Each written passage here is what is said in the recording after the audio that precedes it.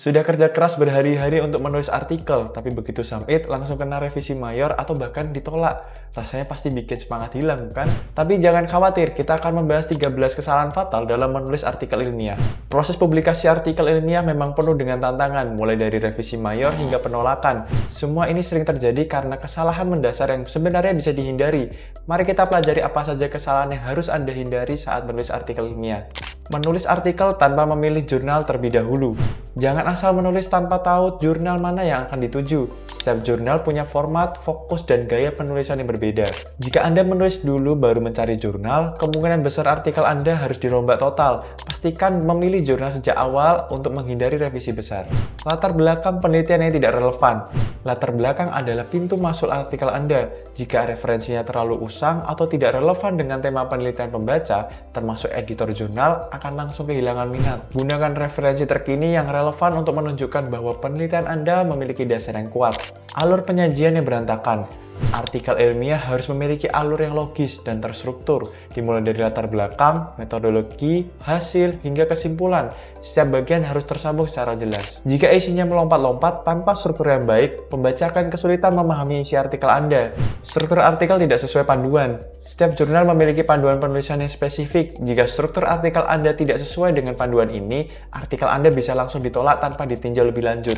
Bacalah panduan jurnal dengan seksama sebelum memulai menulis.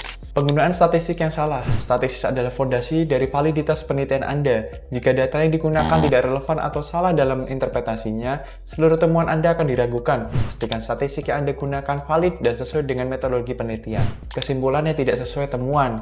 Kesimpulan harus sesuai dengan data yang Anda temukan. Jangan menarik kesimpulan yang tidak didukung oleh hasil penelitian karena ini akan mengurangi kredibilitas artikel Anda.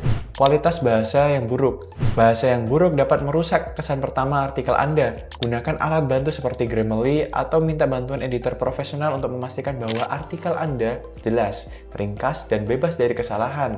Judul yang terlalu panjang. Judul artikel Anda adalah kesan pertama bagi pembaca. Pastikan judul yang singkat, jelas, dan mencerminkan isi artikel sehingga mudah diingat dan menarik perhatian.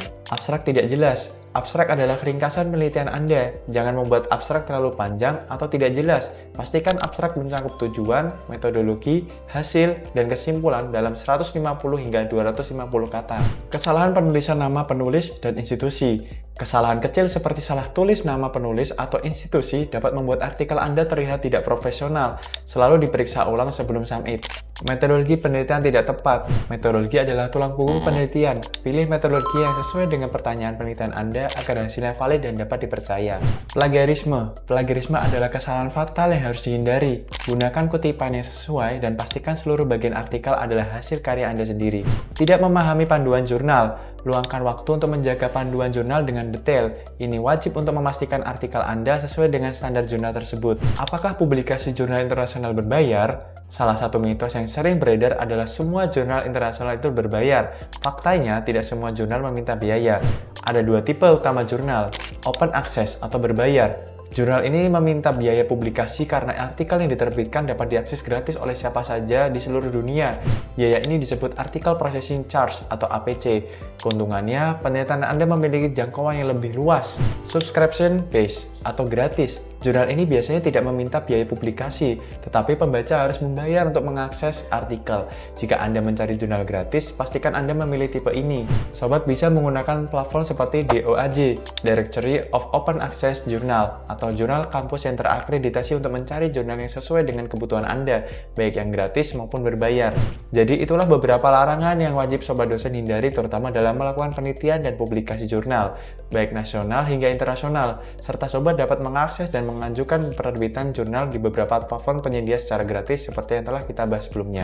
Kira-kira, selanjutnya apakah sobat dosen tertarik untuk mengetahui solusi dan tips ampuh untuk meminimalisir kesalahan dalam publikasi jurnal?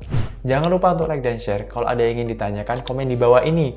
Klik tombol subscribe dan nyalakan lonceng notifikasi agar tidak ketinggalan konten-konten menarik lainnya.